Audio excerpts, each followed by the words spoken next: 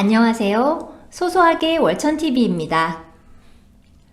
현주가와 목표주가 괴리율 상위 6종목 살펴보겠습니다. 미국 파트너사인 이뮤노반트의 모회사인 로이반트로부터 전략적 투자 유치를 성공한 한올바이오파마와 최근 주가가 많이 상승했으나 여전히 저평가 상태인 롯데정밀화학, 시장 기대치를 상회하는 실적을 보여준 한국금융지주, 올해 손보사 중 이익 회복력이 가장 빠를 것으로 예상되는 한화손해보험과 금일 삼성전자와 함께 좋은 주가 흐름을 보인 SK하이닉스, 목표 주가는 없으나 글로벌 항공우주투자 확대 수혜가 기대되는 종목인 제노코도 한번 살펴보도록 하겠습니다. 첫 번째로 살펴볼 기업은 한올바이오파마입니다. 미국 현지 기준 8월 2일 장 개시 전 한올바이오파마의 미국 파트너사 이뮤노반트의 모회사인 로이반트로부터 동사 임상 진행을 위한 200만 달러 규모의 전략적 투자 유치를 발표했습니다. 로이반트는 이뮤노반트의 보통주를 7월 30일 종가 기준 10.46달러 대비 12% 높은 주당 11.75달러에 인수하기로 했습니다. 이번 유상증자를 통해 이뮤노반트의 현금성 자산은 600만 달러 규모로 증가하며 로이반트의 보유 지분율은 1분기 기준 57.5%에서 63.8%로 확대되었습니다. 해당 이슈 발표 후 이뮤노반트 주가는 유상증자로 인한 주가 희석 효과와 로이반트의 공개 매수를 기대했던 투자자들의 실망감이 반영되어 직전일 주가 대비 26% 하락했습니다. 이뮤노반트의 주가 하락은 한올바이오파마의 주가와 무관한 변수이며 오히려 추가 자금 유치를 통해 중단되었던 HL161 임상 재개가 본격화될 수 있다는 측면에서 긍정적 요인입니다. 임상 재개 시점이 늦어지긴 했으나 문제가 된 LDL 콜레스테롤 상승의 부작용이 매니징 가능한 변수이므로 결론지어지면 향후 임상 재개 타임라인에 따라 주가도 점진적 회복이 예상됩니다. 두 번째로 살펴볼 기업은 롯데정밀화학입니다.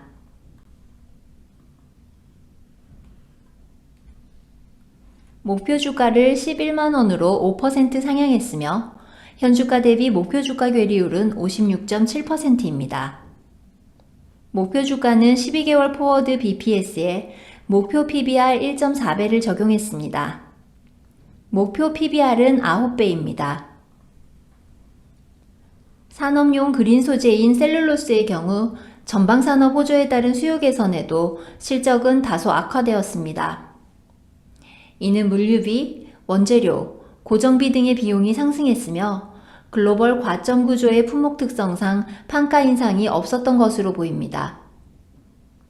2분기 증설 완료에 따른 판매량 증가와 함께 연말 재계약을 통한 판가 인상으로 22년 그린 소재 사업부의 증익이 기대되는 상황입니다.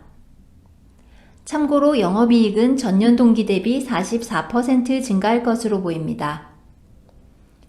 수소의 운송수단으로서 암모니아의 중요성이 부각되고 국내 최대 암모니아 유통업체인 모회사 롯데케미칼의 수소사업 확장 또한 친환경 성장을 기대하고 있는 점입니다. 2분기 영업이익은 539억 원으로 전분기 대비 55% 성장했으며 시장 기대치에 부합했습니다.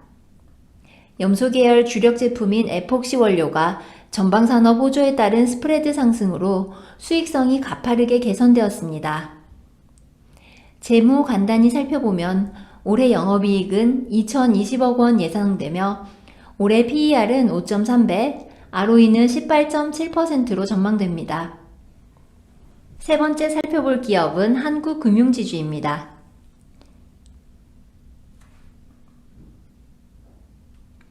2분기 연결지배순이익 3,020억 원을 기록하며 컨센서스 2,575억 원을 17.3% 상회했습니다. 사모펀드 배상 관련 약 600억 원의 충당금을 적립한 점을 감안하면 상당히 우수한 실적입니다. 저축은행, 캐피탈 등 자회사 실적이 호조를 보였으며 특히 한투파트너스의 경우 순이익이 전분기 대비 65% 증가했으며 20년도 연간이익을 상반기에만 돌파했습니다. 반면 브로커리지 수익은 시장 거래대금 감소로 인해 QOQ로 21% 감소했으며 IB 수익 또한 QOQ로 13% 감소했습니다. 3분기 카카오뱅크 상장에 따라 약 5천억 원 내외의 지분가치 평가 이익을 인식할 전망입니다. 이를 반영해서 이익 전망치를 기존 대비 상향했으나 15만원 목표 주가를 유지했습니다. 그 이유는 상장 평가 이익의 상당 부분이 이미 시장 기대감을 통해 반영된 상태이며 평가 이익의 올해 배당 재원 포함 여부가 불투명한 상황이기 때문입니다. 네 번째 살펴볼 기업은 한화손해보험입니다. 목표 주가 괴리율은 52.8%이며 2019년을 저점으로 실적 회복 중인 손보업종 내에서 올해 이익 성장률이 가장 높을 것으로 보고 있습니다. 2018년과 2019년 과열 경쟁으로 급감했던 손보사 실적이 회복되고 있는 상황입니다. 손해율과 사업 비율의 동반 하락으로 보험 수익성이 좋아지고 올해 순이익이 전년 대비 64% 증가할 전망입니다. 코로나19의 재확산은 3분기에도 손해율 추정치의 하향 요인이 되고 있습니다.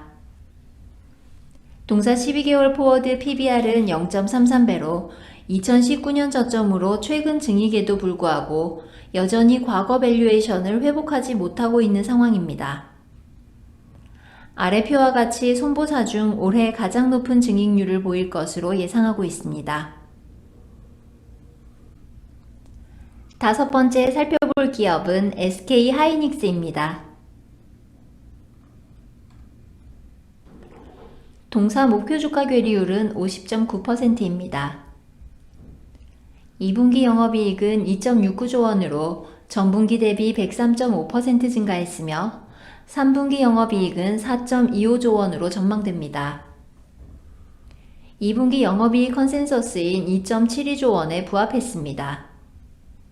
M16 공장 증설에 따른 초기 비용과 인건비 상승이 일회성 비용으로 반영된 것으로 파악되고 있습니다. 디램은 18%, 낸드는 10%의 가격 상승 효과로 실적이 대폭 개선되었습니다. 3분기에도 실적 개선이 이어질 것으로 보이며 3분기 디램 및 낸드 가격이 각각 10%, 8% 정도로 상승할 것으로 보고 있습니다. 가파른 실적 증가에도 최근 주식시장에서는 메모리 고점 논쟁이 진행 중이며 3분기 디램 가격 협상 과정에서 일부 고객들의 가격 저항이 발생했고 일부 고객들의 재고가 정상 수준 대비 다소 높은 것으로 파악되고 있습니다. 이는 코로나19 재확산 등으로 말레이시아 등 IT 공급망 마비로 전방 재고가 일부 소화되지 않았을 것으로 보고 있습니다. 하지만 생산업체들의 재고가 타이트하고 서버 수요 증가가 지속될 전망으로 상승 사이클은 여전하다고 볼 수 있습니다. 전방 재고가 소화될 시간이 지나면 주가는 다시 우상향할 것으로 보입니다. 코로나19 재확산에 의해 IT 공급망 마비가 동사 주가 상승 시점을 낮췄고 코로나19 재확산에 의한 우려는 이미 주가에 선반영된 상태이며 현재 동사의 수익성은 지난 사이클 대비 여전히 낮은 수준입니다. 메모리 실적에 대한 기저효과는 3분기 및 4분기로 확대될 것이며 이에 따라 하반기로 갈수록 주가 상승을 예상해 볼 수 있을 것으로 보입니다. 마지막으로 살펴볼 기업은 제노코입니다. 동사는 위성 탑재체, 위성 운용국 및 단말, 전기지상 지원 장비인 EGSE 사업을 하는 회사입니다. 또한 군 전술정보통신체계 사업의 핵심 부품인 비접촉식 광전 케이블, 소형 무장 헬기 사업 및 대한민국 전투기 사업의 항공전자장비, 점검장비 등의 방위 사업도 겸하고 있습니다. 주요 고객사로는 한국항공우주연구원, 에어버스 DNS, 한화시스템, 한국항공우주산업 등이 있습니다. 정부의 우주개발 정책이 추진되는 가운데 동사 수혜가 예상되며 정부는 2040년까지 총 69기의 위성을 발사할 계획입니다. 보통 위성 한 대당 송신기 3개가 소요되는데 동사는 송신기 국산화에 성공했으며 2021년 3월 20일 차세대 중형위성 1호기에 탑재되기도 했습니다. 또한 EGSE 사업으로 성능검사 장비 관련 매출이 안정적으로 발생되고 있는 상황입니다. 올해 예상 실적은 매출액 481억 원, 영업이익은 52억 원을 전망하며 전년 동기 대비 각각 41.2%, 107.7%의 실적 성장이 예상됩니다. EGSE 점검 장비 및 방산 핵심 부품 매출이 실적 성장을 견인할 것으로 보입니다. 현주가는 올해 기준 PER 28배에 해당하며 국내 피어그룹인 휴니드, 한화시스템, LIG 넥스원, 세트랙아이, 인텔리안테크 등 평균 PER인 35배 대비 할인되어 거래 중인 상황입니다. 다가올 인공위성 발사 계획을 고려한다면 관심 가져볼 만한 시점이라고 판단됩니다. 이상으로 금일 발간된 자료를 살펴보았습니다. 영상에 도움되셨으면 좋아요 부탁드립니다.